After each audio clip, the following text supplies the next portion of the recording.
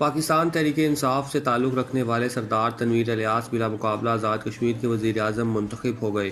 متحدہ اپوزیشن نے وزیر اعظم کے انتخاب کے لیے ہونے والے اجلاس کا بائیکاٹ کر دیا، جس کے باعث پی ٹی آئی امیدوار کے مقابلے میں کوئی امیدوار نہیں تھا۔ پی ٹی آئی کی جانب سے سردار تنویر الیاس نے کاغذات نامزدگی جمع کرائے تھے، جنہیں سیکریٹری اسمبلی نے درست قرار دیا، جس کے بعد سردار تنویر الیاس بلا مقابلہ آزاد کشمیر کے وزیر اعظم منتخب ہو گئے۔ ان کے حق میں 33 ووٹ ڈالے گئے۔ آزاد کشمیر کے وزیر اعظم عبدالقیوم خان نیازی کے مستعفی ہونے کے بعد عدالت کے حکم پر نئے قائد ایوان کے انتخاب کے لیے اجلاس ہوا۔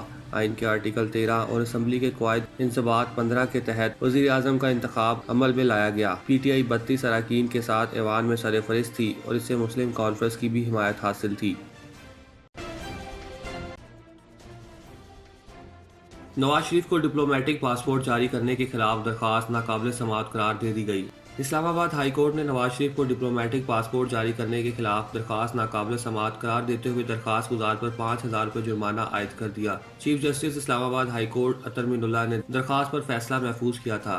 درخواست کی سماعت کے دوران چیف جسٹس عطر مین اللہ نے درخواست گزار کے وکیل سے استفسار کیا کہ وفاقی حکومت نے کون سا حکم دیا ہے جسے چیلنج کیا ہے۔ عدالت ہوا میں تو کوئی فیصلہ نہیں دے سکتی، آرڈر کہاں پر اور کس نے جاری کیا جس کو آپ چیلنج کر رہے ہیں، کیوں نہ آپ کی درخواست جرمانے کے ساتھ خارج کی جائے۔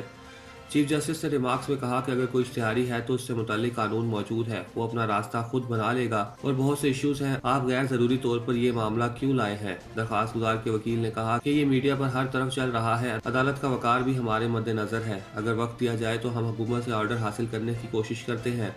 عدالت نے درخواست ناقابل سماعت قرار دے کر درخواست گزار پر 5,000 روپے جرمانہ بھی عائد کیا۔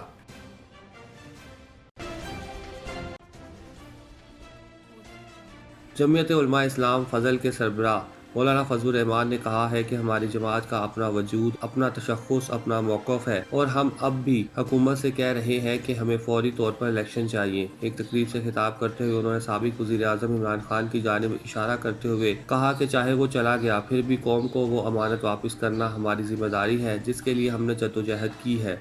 بات کو جاری رکھتے ہوئے انہوں نے کہا کہ اگر آپ یہ سمجھتے ہیں کہ انتخابی نظام میں خامیاں ہیں، اس میں دوبارہ دھاندلی کے امکانات ہیں، تو وقتی طور پر انہی اسمبلیوں کا فائدہ اٹھا کر انتخابی اصلاحات کر لیں تاکہ گند کا صفایا ہو سکے کہ ہم گدلے پانی سے تو نکلے لیکن دوبارہ گدلے پانی میں نہ اتریں بلکہ شفاف پانی میں اتریں۔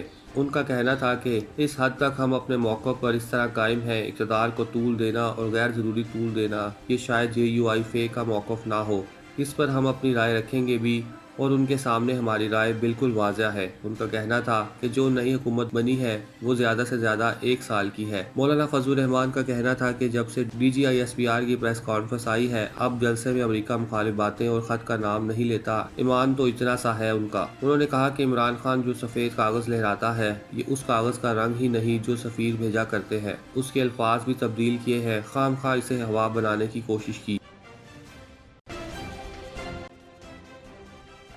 سعودی عرب نے سویڈن میں چند شدت پسندوں کی جانب سے قرآن کریم کی بے حرمتی اور مسلمانوں کے خلاف اکسانے کی مذمت کی ہے۔ عرب نیوز کے مطابق سعودی وزیر خارجہ کی جانب سے جاری بیان میں مکالمے، بقائے باہمی اور برداشت جیسے اقدار کی اہمیت پر زور دیا ہے۔ بیان میں نفرت، شدت پسندی اور بے دخلی کو مسترد کیا ہے۔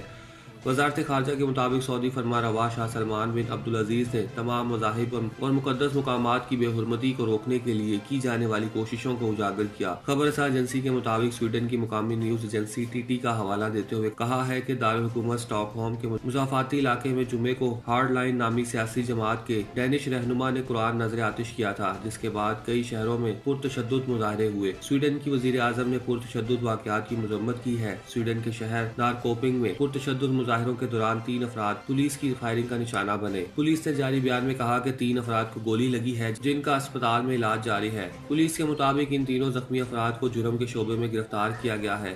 انتہائی دائیں بازو کی سیاسی جماعت سے وابستہ رامسن پلودن نے پولیس کی اجازت سے ایسٹر کے دوران سویڈن کے مختلف شہروں میں مظاہروں کا اعلان کیا ہوا تھا۔ رامسن پلودن کی کال کے بعد جمعرات کو سویڈن کے مختلف شہروں میں پرتشدد مظاہروں کا سلسلہ شروع ہو گیا۔ ایران کے صدر ابراہیم رئیسی نے خبردار کیا ہے کہ اگر اسرائیل نے ان کے ملک کو نشانہ بناتے ہوئے کوئی بھی قدم اٹھایا تو وہ اسے چین سے نہیں بیٹھنے دیں گے۔ خبر رساں ایجنسی کے مطابق فوج کے قومی دن کی تقریب سے خطاب میں صدر ابراہیم رئیسی نے کہا کہ اگر اسرائیل نے ایرانی عوام کے خلاف کوئی بھی قدم اٹھایا تو ہماری مسلح افواج چین سے نہیں بیٹھنے دیں گے۔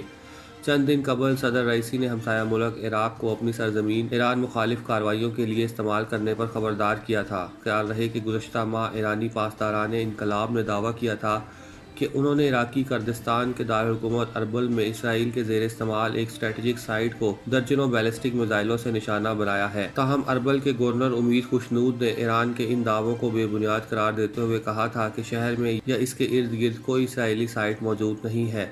علاوہ ازیں گزشتہ ماہ اسرائیل کے میزبانی میں منعقد ہونے والے اجلاس میں عرب سفارتکاروں کے علاوہ امریکی وزیر خارجہ اینٹونی بلنکن نے بھی شرکت کی تھی۔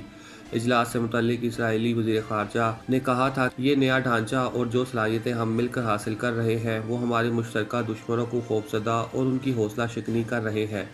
یہ اجلاس ایسے موقع پر منعقد کیا گیا تھا جب عالمی طاقتیں ایران کے ساتھ 2015 کا جوہری معاہدہ بحال کرنے کی کوششیں کر رہی تھیں، جبکہ دوسری جانب اسرائیل اس معاہدے کی مخالفت کرتا رہا ہے۔ اقوام متحدہ کے نگران ادارے انٹرنیشنل ایٹامک انرجی ایجنسی نے کہا تھا کہ ایران نے ان مشینوں کے پرزے تیار کرنا شروع کر دیے ہیں جو یورینیم افزودہ کرنے میں کارآمد ہوتی ہے۔